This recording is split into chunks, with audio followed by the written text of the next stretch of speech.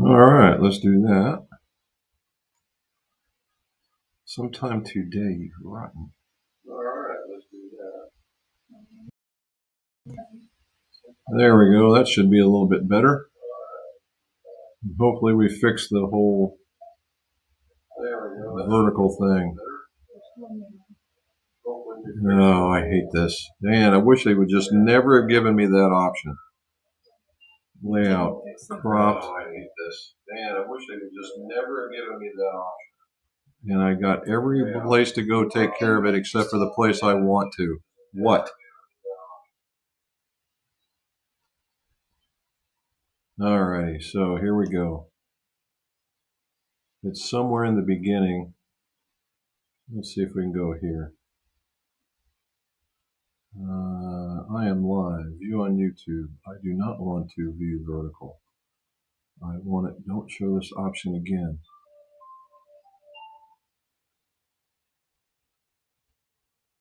A 10-second delay. Alrighty, so I don't want that either. Am I going somewhere else? It looks like I am. Well, apparently you can't go anywhere except for here, maybe. Let's try this. Landscape. Let's go with this.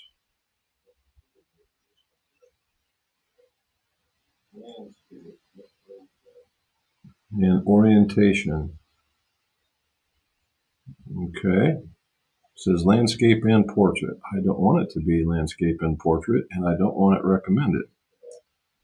You can now stream in both formats. Well, apparently I can't because none of you guys can see it. So these guys are getting ready to get an earful. Alrighty. So, all right. We're going to just go with it. We're going to go with it with what we got. That's just how we roll. And your echo is killing me. Okay, so here we go. We'll get started. Let's see if we can get this thing rolling again. Welcome to What's in My Drawers Golf Talk. Jim McCleary here. We're talking about golf club repairs, fittings, and reviews. All your scores can go low. If you would, like, subscribe, hit that stuff across the bottom, and hit that notification bell if you haven't done so already. If you would, please let other folks know so we can keep growing this live stream. And last but not least, I do have a second channel called Pars and Pours. It's golf-centric whiskey channel. And we talk about golf there, and we talk about whiskey there. So if you like that, come on over. All righty, so getting started. Callaway. Let me go back to my media assets. Look at this thing. Callaway. Callaway's rep came to visit me finally, and we got to talk about the offerings that they had. So first, we're going to talk about what you can already see out in the public, and that is their new square to square putters. Now, square to square, zero torque, target line balancing, all these different, whatever you want to call it. It's pretty much pretty much all the same stuff with different tech thrown at it for maybe a higher level of balance. I'm coming to find out. One of the very, very first putters I ever used was called a positive putter. And it was like this half moon putter with two cavities ground out of it. And it was milled at a 4-degree angle so that it would create, when they milled the head, there was no loft on the head. But when you put it in, it would create a 4-degree loft. Worked pretty good for me. And of course I left it, but I was always a center shafted guy from there on in. Now, are all center shafts going to be zero torque or all these other wording? No, it's not, because you can have some center shafts and the weighting on them can cause them to tilt one way or another. What we're looking for is when it balances straight up and down. And that's still no guarantee that you're going to be as close as you were, but you're getting a lot closer. So what's the difference here? Of course, everybody knows Lab is the king of the mountain on this one for right now. And if you watch what they have, the way Lab is built, and it stands for lie angle balance, is that at certain lie angles, right, that they will balance it for that straight up and down balance with all those weights that go on the outside of the top and the bottom, or the toe and the heel. And basically, as you start getting more and more flat, you have to do something else. Okay, if you get more and more upright, you have to do something else. Yeah, figured as much. Anyway, so popularity takes off. They start doing very, very well on the tour, and now everybody is following suit. There's probably not a putter company out there trying to, we'll say, exploit that popularity.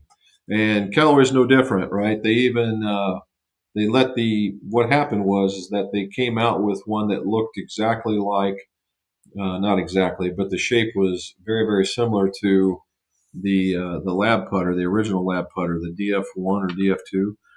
And it came out, and they took a little bit of flack. But what happened was is that the patent ran out, the time came out on it, and so they are able to do it. Hence, that's the reason why they're doing that. Otherwise, it wouldn't be out there. So fast forward, they also they made the original square to squares. They were blue and they were white to go with the jailbird, and they were bad. Okay, they were bad.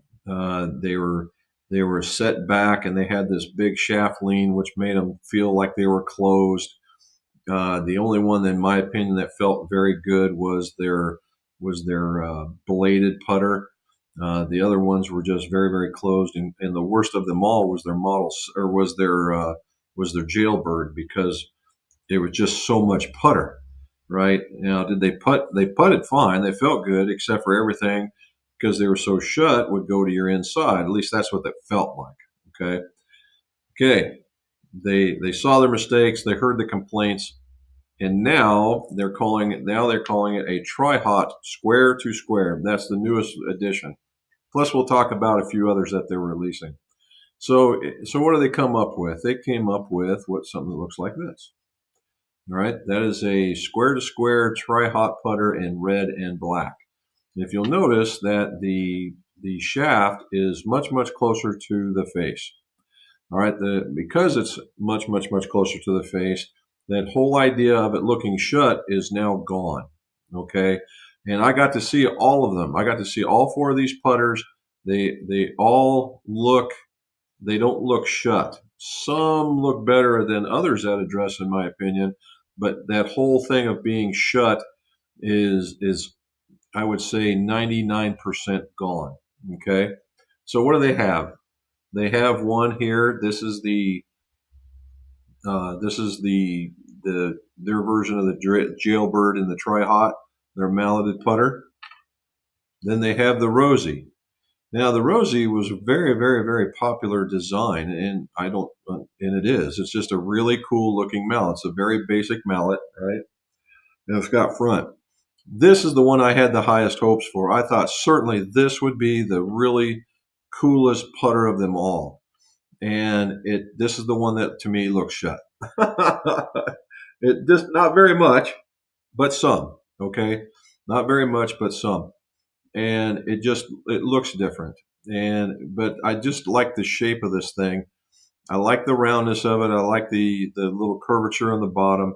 I just like the way that it looks, but it did not feel good. It did not putt well for me. It might for some other folks in the way they see it. Now, I was left-handed putting right-handed because they didn't have any left-handed putters, nor do I think that they actually do. The Model 7 might come in that. Here's another one that looks awful familiar to this one. Oh, but it's not. It's a little different. That is a cruiser. Okay, now the cruiser is a 38-inch in every model that they make. The cruiser is a 38-inch putter. It's got a very long grip on it that acts as a counterbalance to the added length. Yes, it's got a little bit extra weight. It's a tiny bit bigger in a lot of cases. In this case, I don't think that it is. And it's just a heavier overall putter. Now, I'm here to tell you that thing's a beast. Okay, I putted with that thing right-handed, and I could literally close my eyes and make a putt. Okay, this thing works. It doesn't come offline. It goes exactly where you point it. It's a very, very, very nice putter. I would certainly look at that one. Last but not least, and their most famous, is the Model 7. Right, the Model 7's got high MOI, got that half moon looking alignment, and it also picks up the ball, so it becomes a much helper for us old people. Like cosmetically appealing, I would say. And I tried that one. It does putt very, very well, and the Jailbird, just like it, putts very, very well. It's just that little added weight that comes in the cruiser just felt better. Okay, it felt better. It putted a little bit better.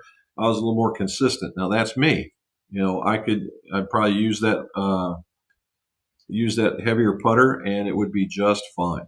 Okay. If the rest of these were heavier, I would probably putt that well also. But I just like the cruiser. The cruiser felt better. It putted better. To me, it looked better. It was just nice all around. So the cruiser, if I'm going to look around, I'm going to try if the 7 comes in a cruiser and left-handed. I very well may be trying that one out, and we'll see what happens with that. Okay, so a little bit more Callaway Golf. So also what they came out with that you haven't seen as of yet is another putter line, and it also goes along with it has the fingers that they released a couple years ago, and they had one last year, and they did it differently yet again. And this has got AI1, what they call AI1 technology, and all I can do is describe it to you. Now, in the other ones that had a lot of AI in it, it had a piece that was behind the face that helped. If you hit it off center, it still give you the distance, so it helped minimize off center shots from distance control point of view. Now, what they've done is they've taken the white hot, the white hot, and they've milled it in such a fashion that you get this. And the words coming up he'll hit me here in a little bit. Anyway, to give you that, but the backside is milled in a waffly fashion to kind of take up the space of that piece that was in the putter beforehand, and then there is supported by another piece of metal behind it, and it gives it a pretty phenomenal feel. All right, a very phenomenal feel. And so what we're talking about when we go back to the square to square, the square to square is going to be their pinnacle. It's going to be the most pricey, aimed at exactly what you would think, the lab putter, and it is. But the performance, I believe, would be there. Okay, we go down a little bit, and now we're starting to see these other putters. in more of the area of cost that we're used to. And it has this technology in it, and it also has a black and white going on instead of black and blue. And it's the same ones. It's got you got the 7, you got the Jailbird. You're going to have a couple other models, and they're all going to have this in here. Now, the one thing that's different is its alignment model. And what it has, remember the 2-ball, it had the 2 balls that right behind where you would line up. This one has a half moon behind, it sits right on top of the face. So if this was the face, this would be a half moon alignment that you would see. And it's actually less than a half. It's like a quarter ball. They might call it a half ball. And it allows you to line up the ball better. And I thought, well, okay. And I hit a few with that one, and it felt very, very good. I was off a little bit because now I'm not using a cruiser. I'm using something lighter, but the feel coming off of this putter was really, really nice. So they have that going for them. And I just saw there's a 5K tri-hot out there, which is more normal stuff. So in the way of putters, Odyssey stepped up their game. Okay. They stepped up their game. They've got a lot of technology in what you would put into the putters that you're used to seeing, from the Anser styles to the typical putters, the mallet putters. Of course, the Model 7 will be in all of them because that's their best selling design. And then it all depends on how much extra bell and how much extra whistle that you want to put into it. But I'm here to tell you, there's like one for everybody, and at a price point just about everybody can deal with. Okay, so we got through that one. More Callaway Golf. So the upcoming, and I can talk about it, I just can't get in too great a detail. The new line is called Quantum. Okay, and it is going to be, they're going to depart from a red or a blue color. It's going to be a lot of silver and a lot of black. There's going to be a new technology in the face. No, it is not going to be carbon, thank goodness. But carbon will be in it, all right, or be part of it. We'll say part of it. It is a multi-layered kind of setup. It's going to be very, very neat. Again, as they say, you're going to gain a little bit of ball speed. That's fine. I was looking for the accuracy to keep me in play, and that's what the Elite did for me. Is it didn't let things get too wild unless the booger on the end of the stick ended up making that happen. Well, they've departed from that, and it's a remodel, it's a retake, it's a new look, it's sleeker, a little bit more modern. They've gone away from the marbled colorings. It's very straightforward, very clean. I think that's probably one of the best ways to describe it. Very clean. Okay.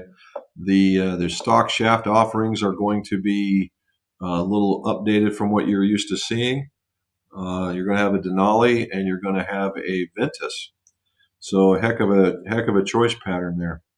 And they're also going to have a new model, and it's going to be called the Tri-Hot D. So, or not the Tri-Hot, the Triple Diamond D. And so it's going to have 4 different drivers to choose from. They're going to have 2 different hybrids to choose from, 2 different fairway woods to choose from, and they're both significant. It's not just the same shape loaded up with different stuff. These are different shapes for different players, for different ways that you can come into the ball. So if you're a guy trying to not hook it off the planet, they got one for you. One trying to keep it from going away from you in the slice term, they got one for that. And a lot of these things, there's becoming more and more adjustable. Okay, more and more adjustable. So what they did this year, and Charlie, what you were just asking me a couple of shows ago, is like, how come they used so many different of those adapters? And it was because of usage. Well, you got your wish, because the fairway woods are now using hybrid adjustable adapters. I'm trying to get my words out, and it's just I am so messed up. Uh, and so now what you have is you have hybrid adapters, but they'll take a 335, and you have a hybrid adapter that will take a 370. That could be, if you know what you're doing, it's not a problem. If you don't, that could be problematic. So, but you got to actually get a hold of the damn things in order to play with them. So, but just to say that they're going to be more alike, okay, and more adjustability. Some of them they were pretty much bonded before. A lot of them are going to be adjustable now. Very cool. Now the last bit of it with the irons. Let's do this one more time. More Callaway Golf is in the irons. They're going back to their roots in a lot of cases, we'll say, in that they said that the customer feedback was the Elite was a little bit intimidating because it was smaller. And it is smaller. It is smaller. It looks like it's for a better player. But honestly, if you don't mention it, people just put it down and they hit it. You give them the X model, good to go. If you get with a standard model, the standard model was made more for a type of players, right? And a little bit less offset, a little thinner top line, a smaller blade. And it could have been intimidating some folks. Personally, I liked it now because it fit my eye. Now, what they're going to, and I told them it looks like as if Big Bertha and the Steelhead had a baby, this is what you're going to get. And so there's going to be two of those, a Quantum and a Quantum Max, or they're called Quantum Max and a Quantum D. Anyway, you're going to have two. You're going to have two settings. You're going to have one that's going to have a lot of offset and one that's not. Okay, these are squarely aimed at the player that needs a little help, wants a little forgiveness, and wants to get the ball in the air because there's a lot of weight in the bottom of this thing. So they've changed direction. They saw that they weren't doing very good. Apparently, I thought they were doing fine. Apparently, that's not the case, and so they have changed. And good for them. They have adapted, and so that's where it goes. And so I think we're going to see a lot of good come out of them. So from what we've seen so far, we've seen the Mizuno product that's going to be for the Mizuno, the MP line is going to be a lot of changing for the stronger golfer. I'm just waiting to see what the new up-and-coming 243 looks like. That will be a very interesting golf club from an iron perspective. Srixon's not changing much in the Srixon line. But they are coming out with, they took the Cleveland stuff is gone, and they replaced it with two new, we'll call it Srixon ZX models, and it's bigger, more forgiving. Looks like there's a little bit extra offset, that kind of thing. And Wilson, I'm still waiting on Wilson to show up. We do have him scheduled. He's supposed to be here in the next 2 weeks. And we have that. That should be very cool, and then we will be complete. And then we'll see what's going to be the new offering come from the shaft companies and or the grip companies. All righty, so that's I'm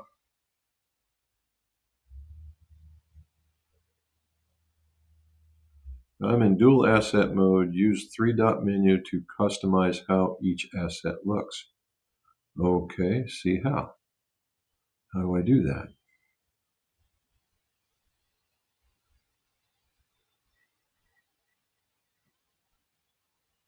Well, if I don't want any of that. Of course, it shows me how to do it, and there's no way I can do that right now. So let's see what happens here. 3-dot mode. Hide from stage. Nope. It won't let me do it. So I'm not even sure where you could go for that kind of stuff. Oh, wonderful. Well, let's see about this. Nope, can't go there. Oh, why are we here? Replace asset. Replace asset. Yep. So all the things it told me I can do, I can't. Thank you much. Okay. So what do we do this week? We did a fitting for a gentleman. He was a baseball player. He was a pitcher and had a I would say he was in the upper stiff range, but his delivery was so smooth. We had to kind of tone down the type and profile and flex of the shaft. Could have, if he was anywhere near aggressive, he'd easily been in the X flex range. But what we ended up is giving him a stiff flex, but it was a stiff flex with a stiffer profile. Now that helped, except for now weight became an issue. He was very, very weight sensitive. I gave him stuff that was 115. I gave him stuff 120, 105, 110, and we kept coming back to the 115 gram because it was ridiculous how much better the clubs performed. And I did it in two different clubs, two different shafts, similar profiles, but the weights were the same. In every instance, both of those times they had smash factors in the mid to high 130s with an iron, which is amazing. And this one, and every time I give it something else, it would get into the 110s, low 120s. That's massive change. That's a club, okay? And so we went with that. And he was like, well, and he was always hitting a club that was from a righty was going away from him. And it was because he was holding on to it like he was guiding it. And I said, we got to stop. I said, just turn the club over, just let her rip. And every once in a while he would, and it would just take off. In fact, at one point he hit the 7-iron over 200 yards.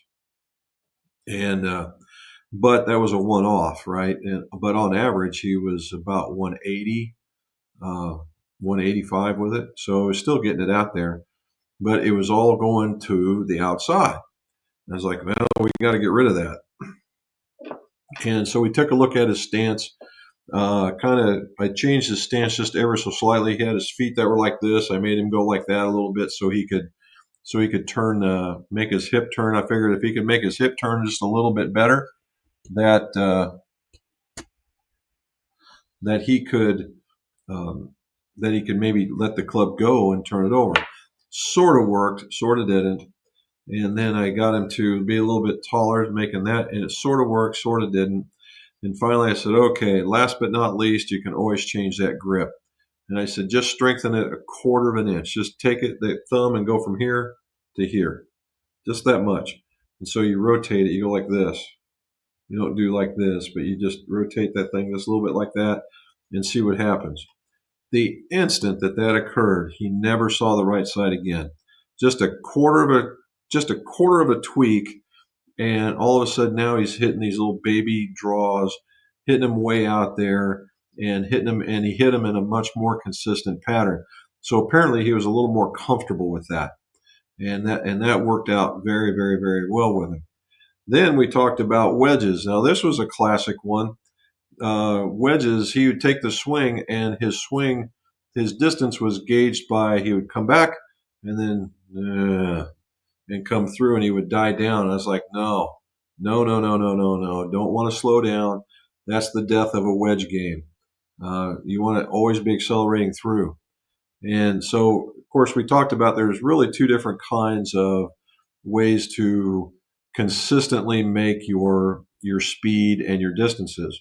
The first one is the Pell's method, where you bring it back at certain points on a clock, but swing through at the same vigor as you did before. That works. That didn't work for him. He was not a partial swing guy. He was a full swing guy, so that's fine. The other one is to choke down on a club and take your swing. Kind of looked at me real funny. I said, take your swing like you normally do. He said, all right, now choke down an inch. Choke down an inch, and sure enough, he was shorter by a graduated amount. And I said, there you go.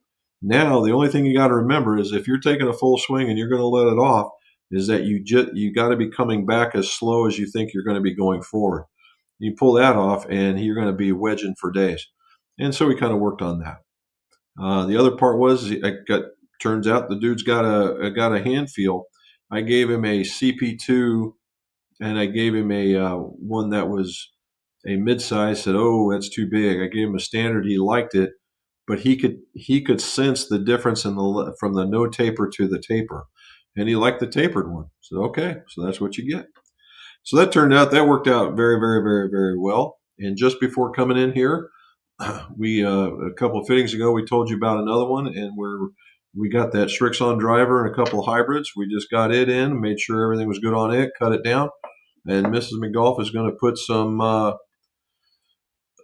She's going to put some grips on him and call the gentleman, and he's going to come get his stuff now. So it's working right along. So let's go answer some questions. Okay, there's Matt. He's in. Just want everybody to say hi. Hope everyone's great. Had a wonderful Thanksgiving. As the colder weather has come, how do you get your equipment organized and ready? There's a good one. How do you get your organized and ready? I get mine. I put towels around them to keep them warm.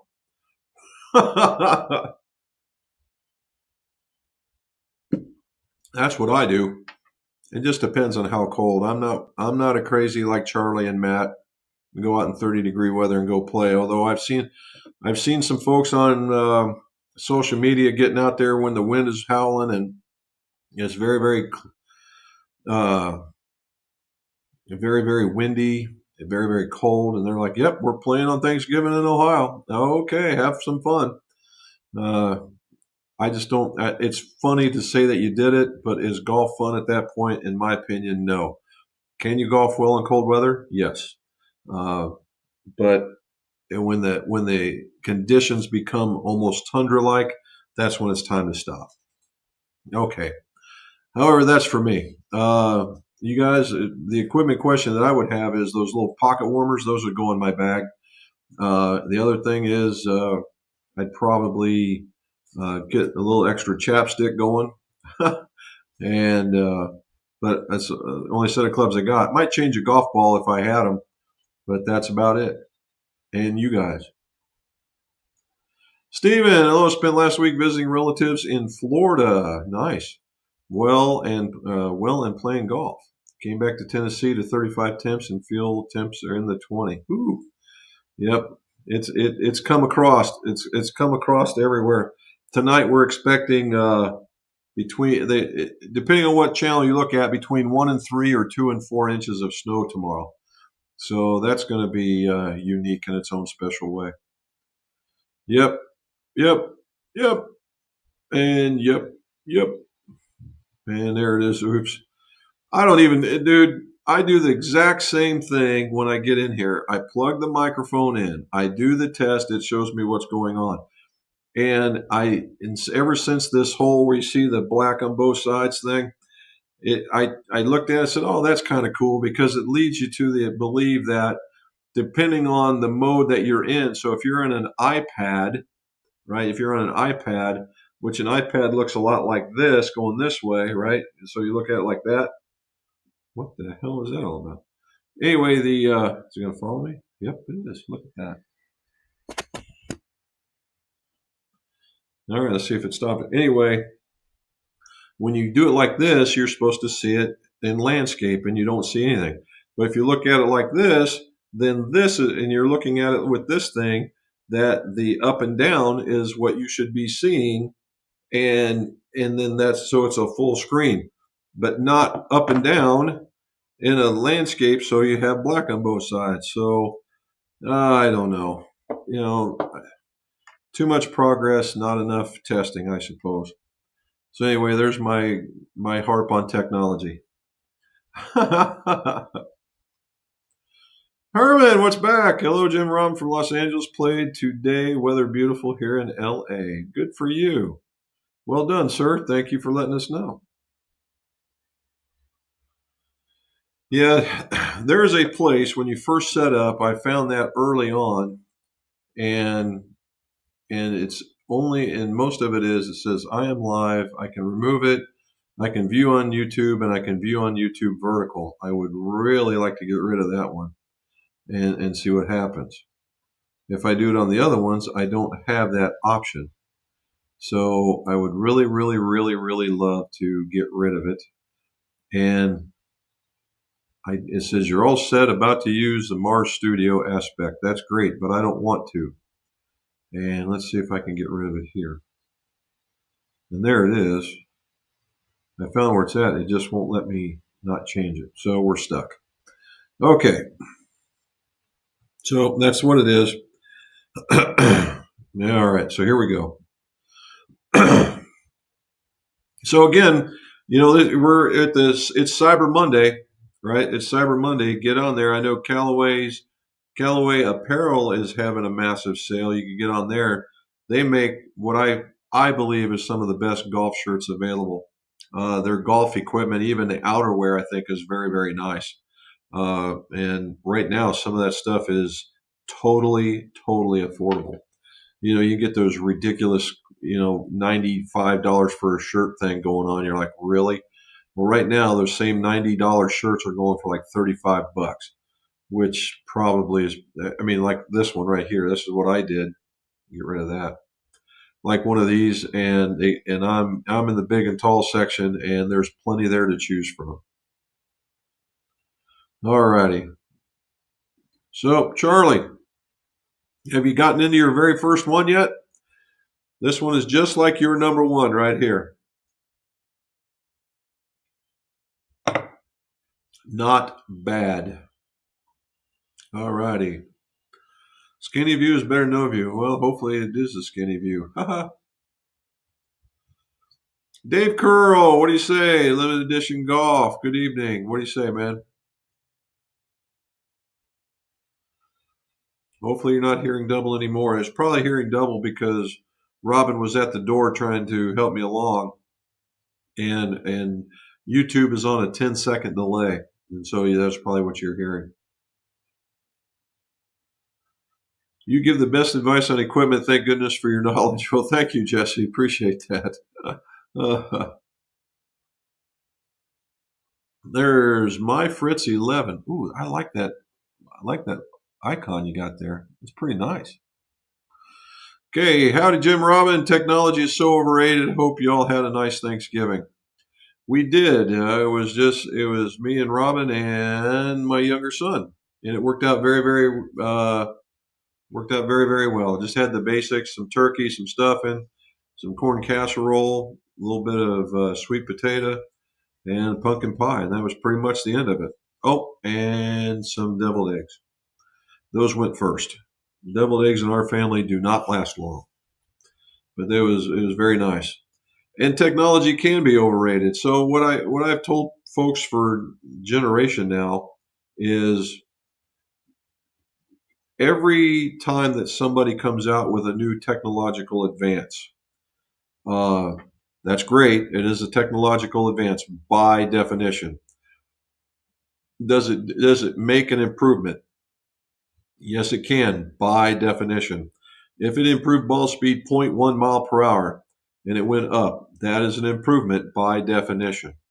All right. Some of these different things that come out, uh, that the technology, oh, we've created this or we've created that.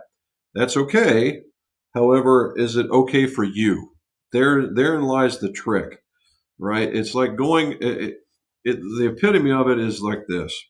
When I was giving lessons back in the day, I was giving it to this golfer, and we had gotten him straightened out. He was hitting the ball where he wanted it to go. He was turning it over when he wanted to. He was just really enjoying golf.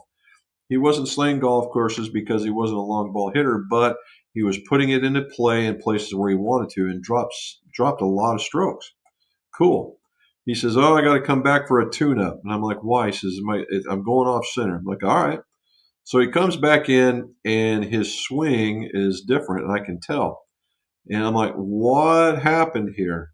And he says, "Well, my buddies and I, we were reading this latest Golf Digest on how to fix a slice, and we figured we'd try that out." You don't hit a slice. Well, yeah. Then why would you try a swing to fix a slice if you don't have a slice? And that, my friends, is the exact definition of what we're talking about technology that Fritz brings up. In that, yes, there are technology level advances. And no doubt about it in my mind that these companies work hard to make their product better. Perfect. That's what we want. We want competition in the place. We want to see if we can hit it better. The real question is, was it better for you?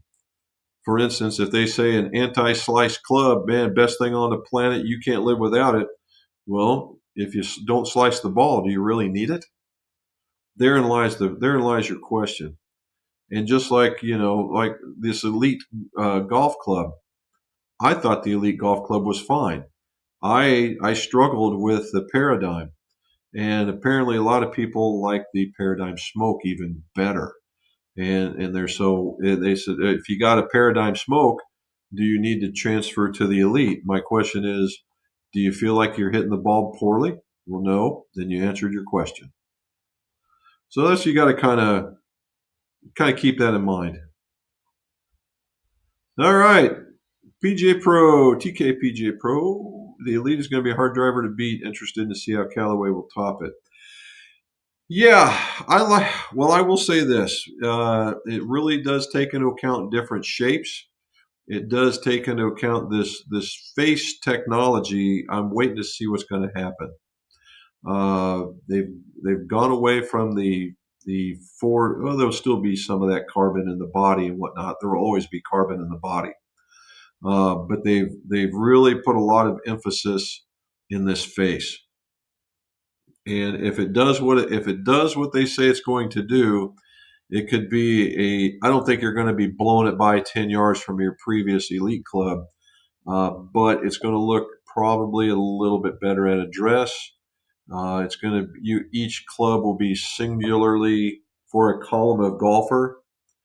And if it's married up with the right transmission, i.e., shaft, you might see some improvement, but we'll see. Like again, that's where I'm interested to see how they'll top it too. But we've got them coming. Uh,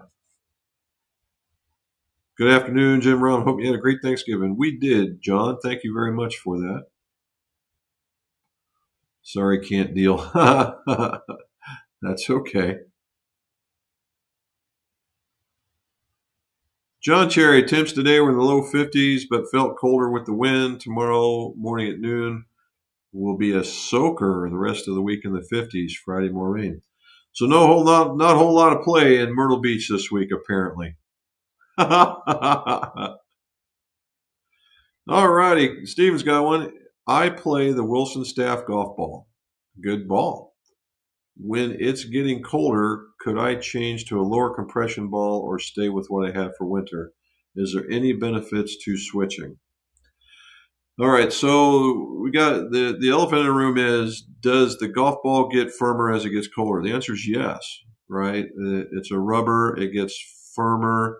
And it's not all rubber, I get it, but the rubbers and the plastics and all that stuff, they get firmer and it gets harder to compress, and hence it becomes a little bit shorter.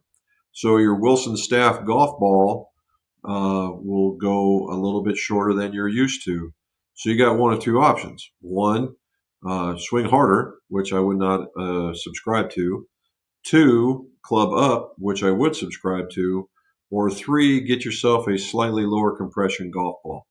And it's still going to play firmer. I'm not going to say it's going to play better, but it might not feel as harsh. And when the real question is, when do you start? Right? When do you start doing that? And in my opinion, right around that 45 to 50 degrees, I'd start considering it, depending on where you're playing. Okay, that's where I would go with it. And just see and take a couple out with you. So if you're playing the Staff, get the Triad and just check it out and see what happens. Looks like looks like YouTube changed my name again. Oh, may have. I'm getting a lot of those with names or numbers after them, like Robbins with the 3968. I'm not even sure what that's about. Charlie's got one with 2910. So Charlie says it's 33 degrees and it's looking like snow. Oof. Well, we got snow too, so maybe that'll be the first time we're all in sync. Robin saying hi, Charlie. Charlie saying hi, Robin. And somebody's saying Emmanuel. I didn't see Emmanuel in here. Emmanuel, unless that's Fritz. Nope, don't see him. Jack King, what do you say, buddy? In a snowy Lombard, yes. My sister's up there in Waukegan, not Waukegan, well, north of Waukegan in Kenosha, and they've got a bunch of snow. And my other sister's just south of you in northern Indiana area, north of Indianapolis, about an hour and a half, and they've got almost a foot of snow. So yeah, they were telling me, oh, look at all this snow I got. Oh my gosh. And I was just telling them, sorry, I've got to walk out to my grill in my 40-degree weather and put my bacon and my chicken on, which that's what I forgot to show you was I cooked a whole pound of bacon on the griddle and we cooked some chicken breasts for later today. In good old St. Louis, the weatherman said 1 to 2 inches. We got 6 to 7. Typical weatherman.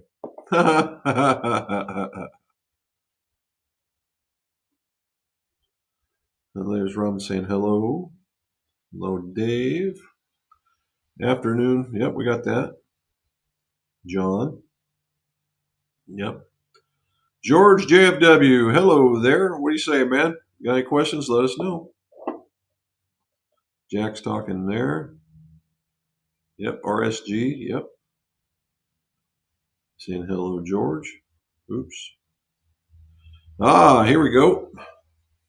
Have you guys seen the new Lazarus Golf Zero Torque putter? It actually looks pretty decent for brand. Okay. I don't think I have, but there's a lot of them coming out. Krister, if he was on here, he was showed one on his. They've got one. It had a really nice name, and it looked to be very, very adjustable from heel toe to center shaft, left and right. I mean, it was one putter that got it all.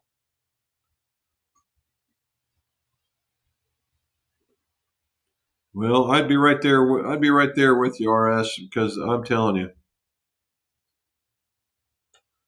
Can you bend the putters? I would say yes, because the way that most of those are made, the way that Callaway makes them is if you had your putter, it would have a post.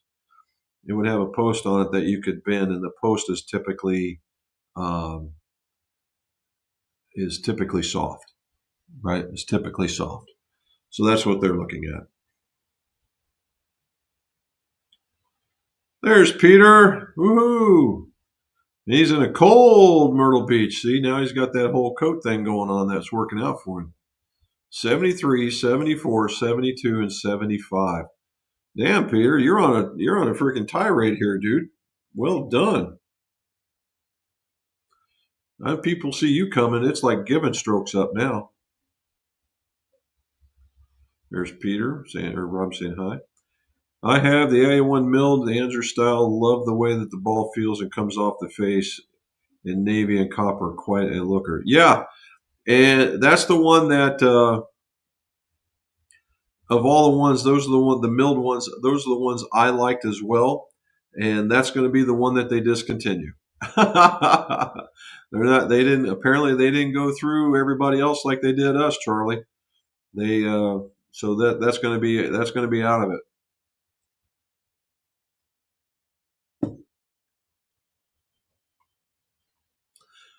Peter wants to know, question, has Callaway taken over the LPGA? It seems that way. I notice a lot more Callaway bags than any other manufacturer. Well,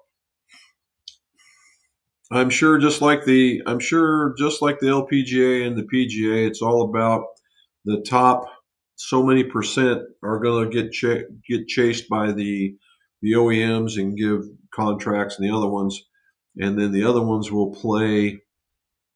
Uh, they have this a award fee, and you can sign up with them for a tournament. And if they won so much that they get some clubs, and they'll go get and they'll if they win or something, they get a little extra bonus. It's not huge by any shape of the imagination, but that's where you can get that. Uh, so I mean, it's what it is, and you never know that this year, last year, whatever, could have been what it just something that the pros like about Callaway, and they're all kind of gravitating towards it. Could be that, but in 2 years we could probably say something different. Peter, very consistent rounds. Yes, yes, they were. Yes, they were. Hot dog. What do you say? Callaway looks like they ripped the QI35 in the looks department.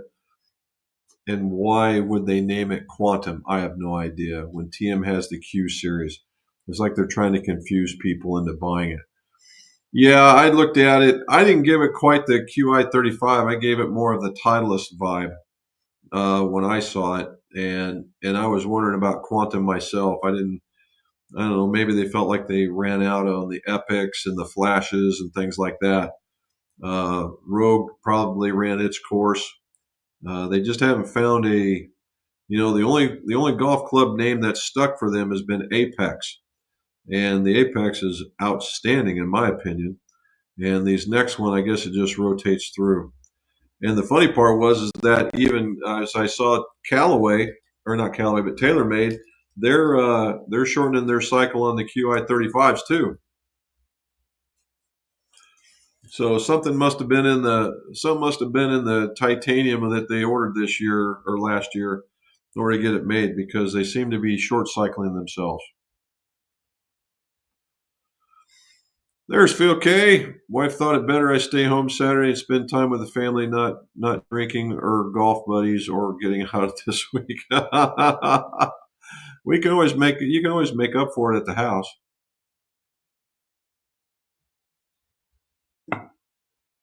Okay. How's the hand? There's Rum saying hello. With 370 hosel adapter, would that allow for frequency matching? Yes. Uh, but we're only talking about in the hybrids. Okay.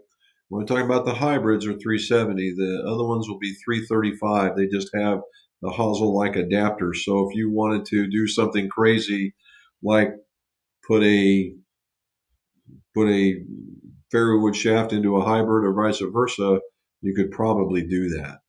That's what that's for. But could you? Yeah, if you had them built like that, sure could.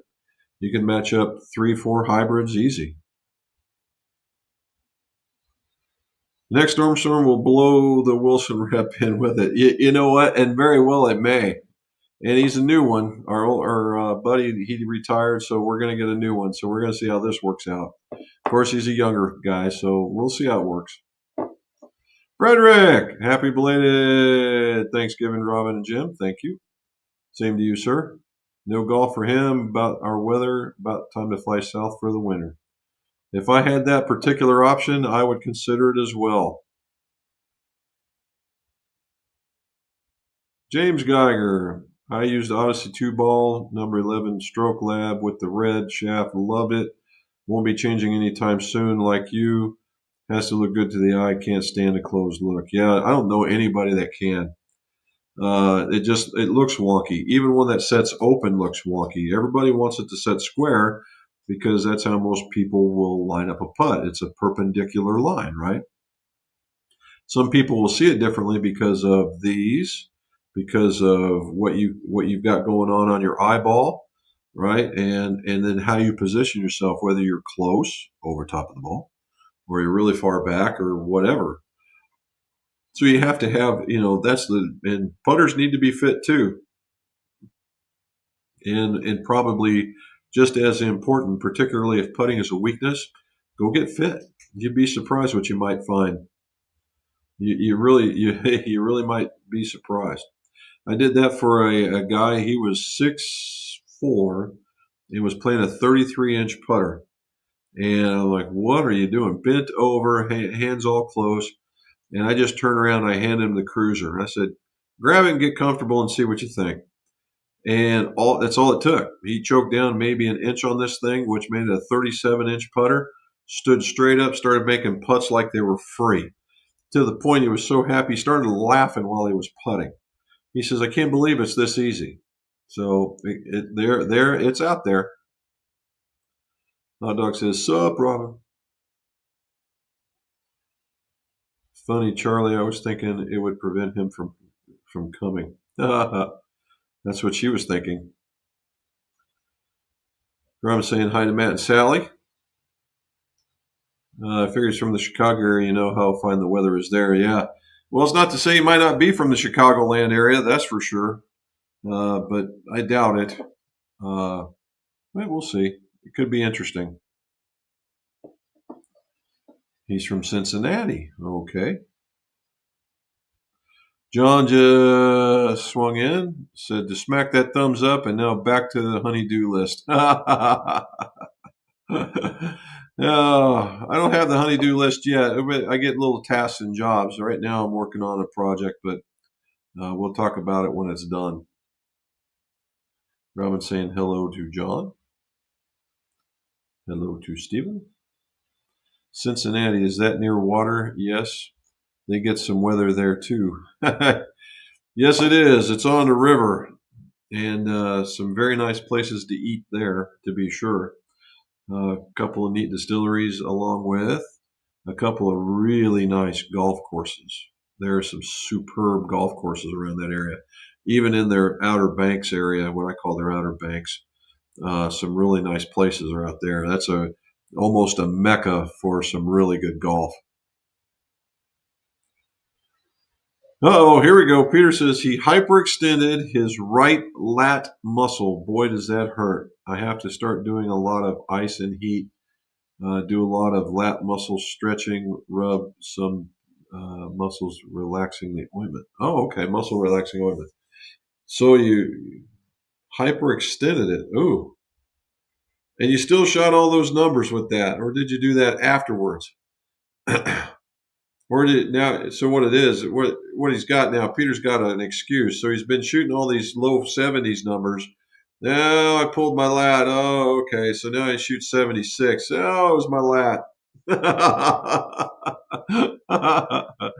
Oh, we'll get better, brother. That's what we want to see. Another wedge control system is to narrow the stance that could physically reduce ROM, and every shot is a full shot that could be combined with the choke down method too. Yeah, putting it together, that's another one because it'll restrict your movement for sure. Yes, it's east of us. Nope, it's west of us. There you go. Saying hello, Ermin. John Cherry, one positive with the black on both sides. You look thinner. Well, thank you for that.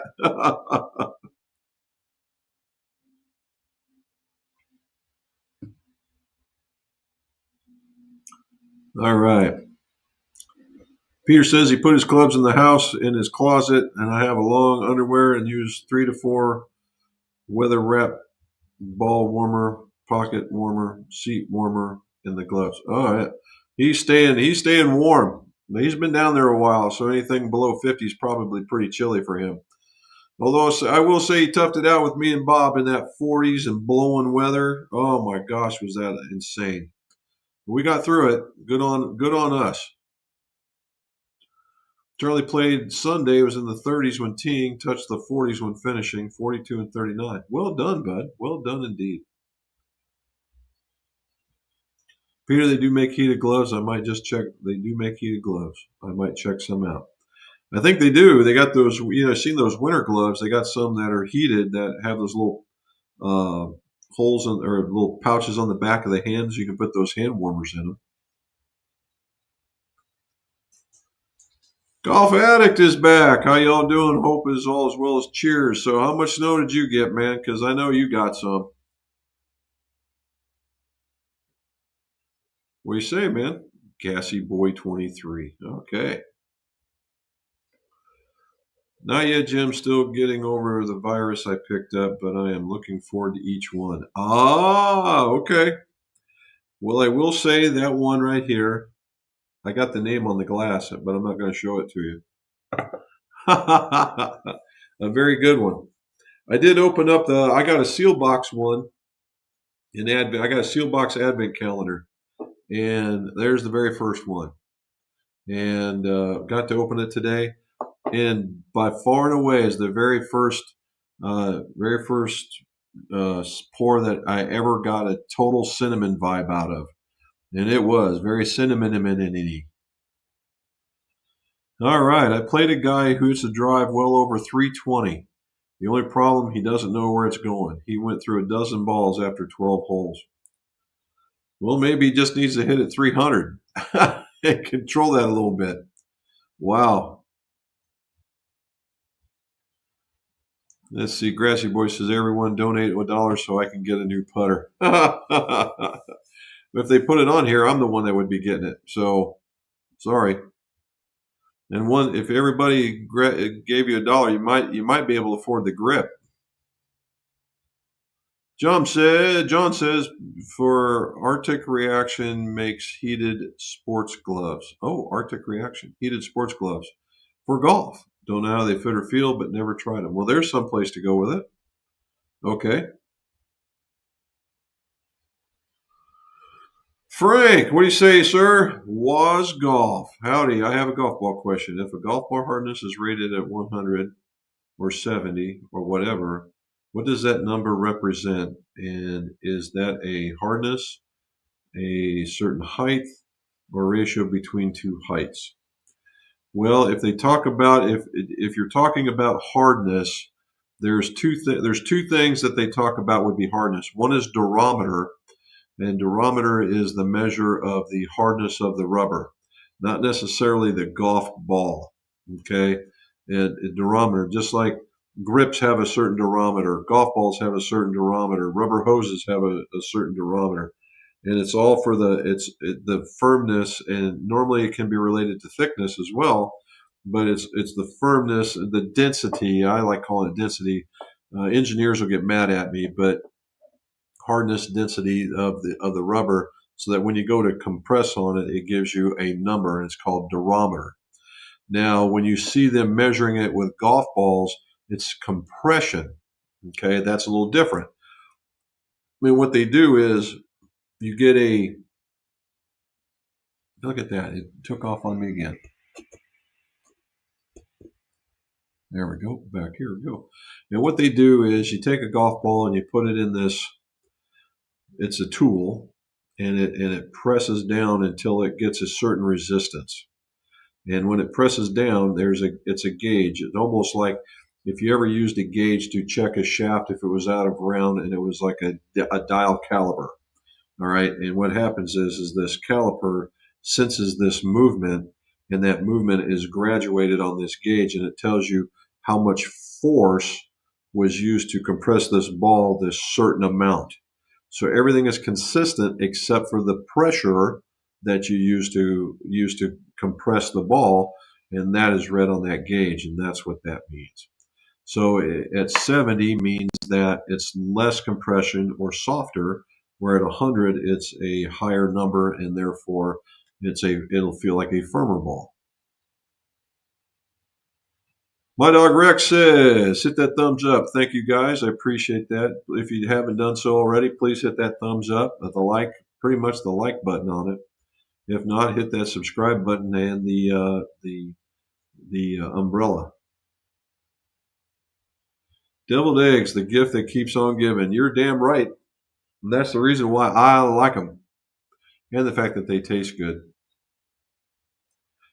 John, do you know how thick they are? They would be very cumbersome when gripping a golf club. Herman says, my JPX hot metal irons are working out well for me. Thanks to you and your listeners for advice. I'm rocking a new Scotty Cameron Phantom low torque version. See, everybody's got one. They're calling it center shafted low torque. And it depends on the balance too, right? If you don't have it in the right spot and it doesn't stay up, then it's going to be problematic. You can be center shafted and it can be face balanced. That's not exactly what we're looking for. We're looking for it to be up, and good for them. Now let's see how they work. I'm glad you like it too. John Lamb says, Peter, sounds like the fellow is copying my big brother. He competed in long drive, but on the course sometimes we are looking 3 fairways over. Could you imagine being able to hit at that 350 at range plus, but just not have any idea where it's going? That is amazing. Oh, here we go. Golf Addict says he's thinking about selling off his irons and going all hybrids. and go with 11s, hybrids, irons, gap wedge. All have been good. Always have been good. A hybrid hitter. I can put my ego to the curb and have even more fun. Well, you know, you would not be the only one, dude. In the last 2 years now, I've made 3 sets of those. A full set of hybrids, all the way from the 3, all the way down to the sand wedge. Okay, all the way down to the sand wedge. And I made them for a gentleman. He's been a customer of ours for quite some time. And he keeps sending me these things, and I just keep looking at them, and I just go, wow. But if you like them and you hit them well, then who cares, right? Who cares?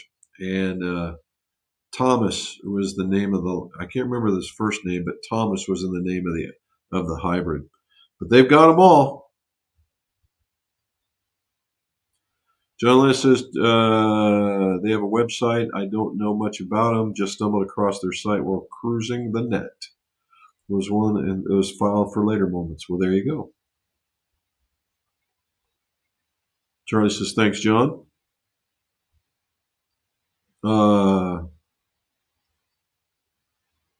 another channel, did a comparison of several Maltby irons. Said Maltby had an iron. Said Maltby had an iron for everybody. They probably do. But all the way from the STs, the TSs, the Kinetics, whatever else they may have, that other names that they've enjoyed. They've tried to put. They have at least 3 that I'm aware of. They might have 4 setups. Maltby makes a pretty good iron. I've always said that their construction is very, very, very well done. Sometimes the graphics get in the way.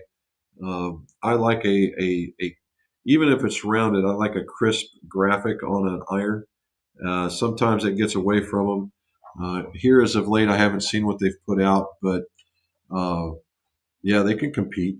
Their TS line competes with all those hollow-bodied irons all day long. There we go. I play a Noodle Soft or Callaway Super Soft when the temperatures drop. They tend to save on the hand stingers. Yes, that's about what you would get out of it. Mike Delvesco, what do you say, man? Been a bit. Any sentiments on the Wilson launch irons? If you're talking the new ones, I have not seen them. But if you're talking about the launch pad irons, they're for a guy that just, they do have their place. Okay, they do have their place. If you're out there and you golf once a month or even once a year and you want some seriously forgiving irons that just gets the ball up in the air, doesn't get stuck in the ground, these are those, right? These are those. They're very, very strong. So even if you're an accomplished player and you weren't much of a divot taker, chances are you might like these, right? They just get the ball going and zinging. They just have this, and much to golf addicts' desire, they look a lot like hybrid irons. If there was a word for them, I would say hybrid irons. They're doing very, very well. Now in the latest Dynapower, they've kind of taken on the Max Club has kind of taken on that spot. It does have a wider sole. It is kind of strong. It has a lot of offset and very, very forgiving. So it's very much like that. So again, I thought they were cool, but they have kind of a niche appeal. Jim, have you had much experience with the dual speed SP13 shaft? I gotta have to say no. DST dual speed shaft. I don't even know what that is. Dual speed SP1300 shaft. Nope. The only last time I saw anything with dual speed or dual in it was a shaft that said it had 2 bend points in it. I'm not sure how you make a shaft with 2 bend points, but they claim they had one. And it was not Miraman. What was it? Yonex. I think it was Yonex had one. My Fritz did the same thing to me. You have to go into your YouTube settings and see if you can get it back. Yeah, I think there's one in there too for you guys, but and maybe I'll get that. Um, maybe I'll get some instruction like that to be able to tell you guys what to look at or how to go in there and change it. Why would you have to? Okay. James Geiger, Jim, those Odyssey Lab putters are so balanced they almost stand up by themselves. Great balance. I always love the way that the two ball frames up the ball setup. Cool. Yeah, they're pretty big. I mean, the Lab one came out and it was this. I mean, it was a funky looking putter. This other one that they've got, it's a funky looking putter. I deemed it the slow moving branding iron, and but it did exactly what it says it would do. But I mean, I couldn't put it in the bag. But the Mez looks like something right out of a 1980s our video arcade game with all the sharp edges. But again, it works and it's not nearly as obtrusive. So that's what I've got. That's the reason why I think maybe this Model 7 comes out. We'll see what it does. I'll put it through its paces before I make a game call. They can send you and me leftover A1 milled potters that they don't like. I'm down with that, dude. Absolutely down with that. Could you explain the Callaway cog? Yeah. Matter of fact, so the Callaway cog there's two of them, okay? And I've got actually have a way that this works that I can show you. So there are two Callaway cogs. There's one on a driver and there's one on everything else. Okay. And the Callaway cog, it has letter designations. It'll have an S, an N, and a D. And then the other one will be number designations. And there'll be a +1, a -1, and a +2. All right. S and N are basically exactly what they sound like, standard and neutral. At least that's what I'm going to say they are. Standard and neutral. And the D is obviously for draw. So if you line up the line on the adapter and the line on the head, whatever's in between there, that's what the setting for that driver is. So if you put S and N on those cogs, regardless of what one's on the top or the not, and by the way, it can only do it one way, you get standard everything. Standard lie angle, standard loft angle, everything. Now, face changes are based on letters. Loft changes are based on numbers. That's the easiest way to go about it. Okay. So if you wanted to get into a draw setting and you wanted it 2 degrees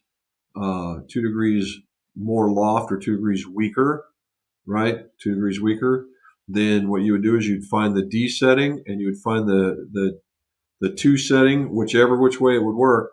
Get them together, get them between the 2 dashes, put them together, and you'll have a slightly closed face with a 2 degree weaker club. Same thing with if you wanted neutral, but you wanted it a degree stronger, then it would be a -1 with either an S or an N on it. And that's how they work. Now there is a second cog, but I think it's more for fitting. And what they have is, and I'm almost positive it's more for fitting, but what they have for us fitters is something like that. And I know it's hard to see, but what they come with is they come with the same cog identification, except for there's more to it. There are 2 negatives and there's 2 positives, and you can float them all around, and you can go 2 degrees upright, you can go 2 degrees strong. Matter of fact, it goes standard, 2 degrees up, standard, 2 degrees flat, standard, 2 degrees weak, but being standard lie angle, 2 degrees strong lie angle right, 1 degree weak, 1 degree up, 1 degree weak, 1 degree flat, 1 degree strong, 1 degree up, and 1 degree strong and 1 degree flat. That's to help us. And the hybrid does the same thing, so that you can really customize the setup for a golfer. And that's been that's been a real game changer for the fittings when you go in there. So you're not unscrewing. Well, let's try this head. Let's try this head. You just flip the cogs around and go at it again, and it works. And how do I know it works? Is because the very first one they gave me was wrong. The pictures didn't match what they were saying, so I went and I made my own chart and how them to figure out how they worked. And I even used the spaces on them as well. Okay, I didn't see your message. Nope. Apex name works. It's originally a Hogan. Yes, it is. I had a set. Red lines. Yep. I've actually refinished a couple of those. They're beautiful clubs. The original, the BH with the gold and the blue. Those things are red and the blue. Those things are great. Thanks, Jim. Check it out. Okay. Bought ourselves a new 20 cubic foot upright freezer for Christmas. Have been feeling the Costco meat department. Will see the Visa card often in the next little while. There you go. So you know what? We've been looking at John. It's kind of amazing that you've said that. We've been looking at at obtaining a freezer. Why did you go with an upright instead of a chest freezer? Because we're trying to figure out what we would want to do. Because we got a lot of friends, we might split a cow, might split a hog, maybe a little bit of each, and we got a couple of farms around here that do that sort of thing. But we're just trying to figure out which one we would like the best. And where did you put it? Frederick, aka Stacy. Yep. Will you marry me? Oh, look at that. Barry Carroll. In a fitting, what is the preferred method of determining the proper lie angle for a player? Well, number one, Barry, the first thing we do is we determine the proper length. Once we get the proper length, then we do a lie angle test, and I use a lie board. And the reason why I use a lie board is because it's worked for me for years. I know there's another method out there for putting a line on the ball, and everybody, lie boards, lie, yada, yada, yada. Dude, it's an eighth of an inch thick. All right. And if you think it's going to be off that much with an eighth of an inch board, you're sorely mistaken. And the other part of it is that it's about the whole thing with the lie board is how you interact with the turf, not how you hit the ball, right? You could what happens if you hit the turf 3 inches before you hit the ball and it adjusts how you get into the ball? You haven't done anything.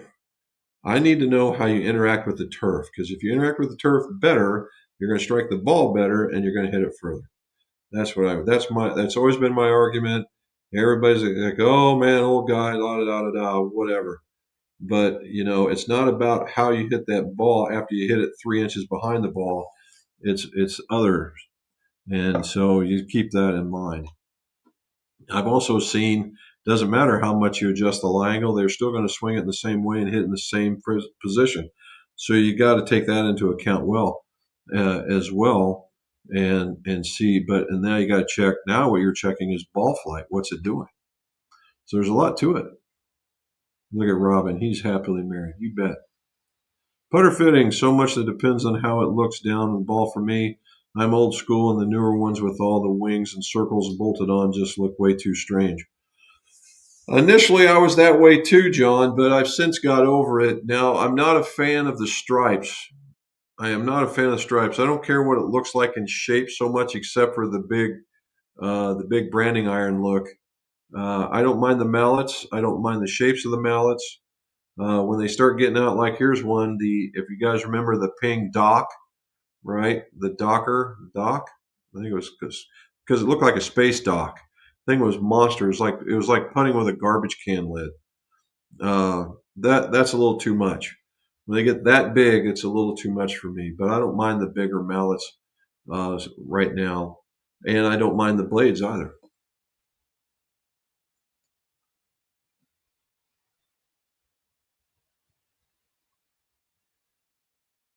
Just to be upfront. Okay, dude. John says, just checking in to say hi. I'm now back hanging lights in the dark. Oh, be careful, dude. Be careful.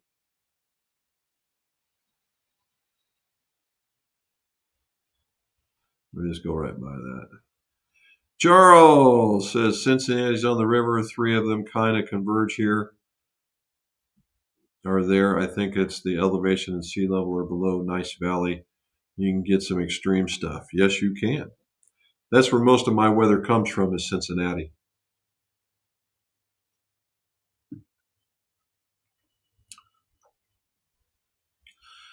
Plainsman Murph. Okay, here's a new one. Well done. Evening, I'm 48 and can tell my swing speed is decreasing. What do I look for in my game and or swing to know when transition to graphite shafts? Uh, well, Murph, here's the thing.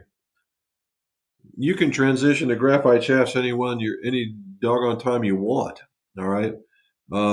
Slowing swing speed has nothing to do with whether or not you go to graphite or not. It Graphite comes in so many weights, so many profiles, so many flexes. It's just inconceivable how somebody could not find something. To the point, if you've heard of the company called Steel Fiber is on tour right now, and they make a 110, a 115 gram shaft. So you've got to be careful of what that is. Now, on the other side, steel shafts are moving around in weight as well. Probably not as much as graphite, but they do move. So you got your typical 120s. They go up in high as 130s, but they all go down into the 90s, right? And I've got some that are 70 grams. But if you swing anywhere near an S-flex, you'd snap these things in half. So you got to be really, really careful about what you're looking for. Uh, if you're talking about, hey, I've dropped 10 mile an hour and nothing's changed, then yeah, maybe going to a lighter shaft might help, right? It might help. If you're an aggressive swinger, if you're an aggressive swinger, a lighter shaft might be detrimental. You might need to go to, say, something with a little more flex with the same weight. So you get a little bit more launch. You could also counterbalance the club so you put a little bit more weight in your hand and allow you to swing around so you can always track the club. So there's a lot going on, right? There's a lot going on. And again, the best answer in golf is it depends, right? It depends. And it could depend. Are you a smoother swinger? A lighter club might have worked already. Does it need to be graphite? No. You can get to a 105 or a 90 and still have a pretty doggone good shaft in steel. You get a 90 gram shaft in graphite, and it's going to be very, very stiff in its profile. It doesn't start getting normal until around 80 or 70. So, now we're talking irons, okay? Uh, and that's where you can go from there. So it just really, again, it depends. So uh, a couple of things to go to, but a couple of reasons to go to graphite. Number one is, are you feeling stinging sensation? Like I'm starting to get this. I don't know if you can see it. I'm starting to get a bit of, there it is. I'm starting to get a bit of arthritis in that finger. And when it becomes problematic, going to graphite is going to be a must because graphite is a tremendous shock absorber, and I'm probably going to go for that.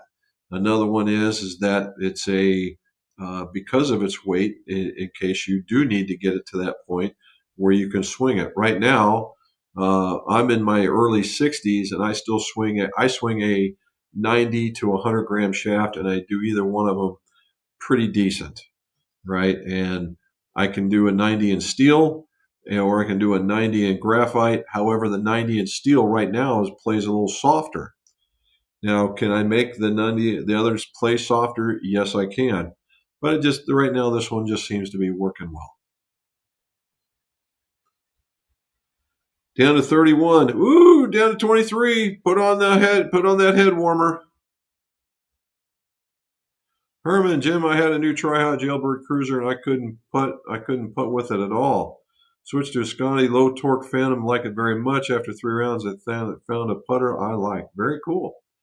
You didn't like the Tri-Hot Jailbird, huh? Oh, okay. I wonder if maybe it's the look, because the Phantom is that kind of was it like a pentagon shaped one?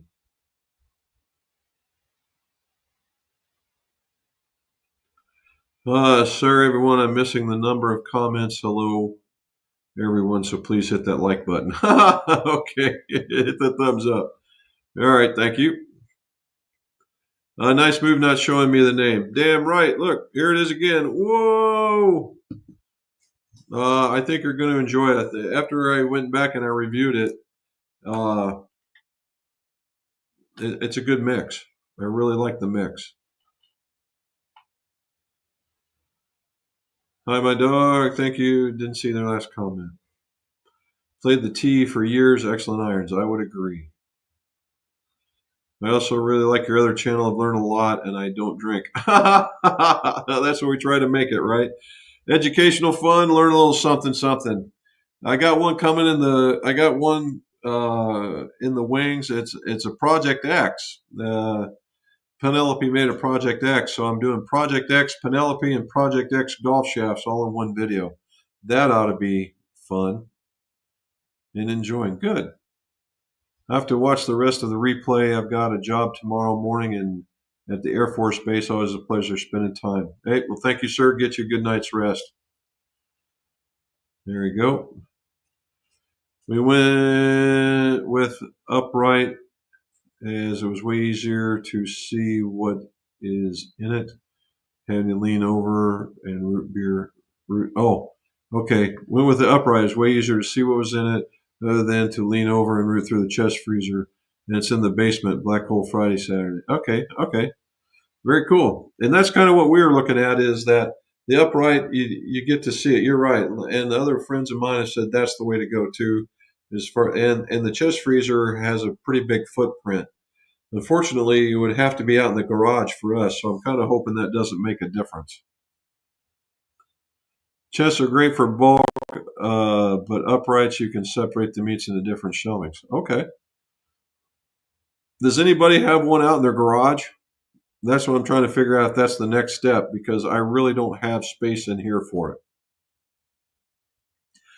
Omar Rizwani. Rizwani? Okay.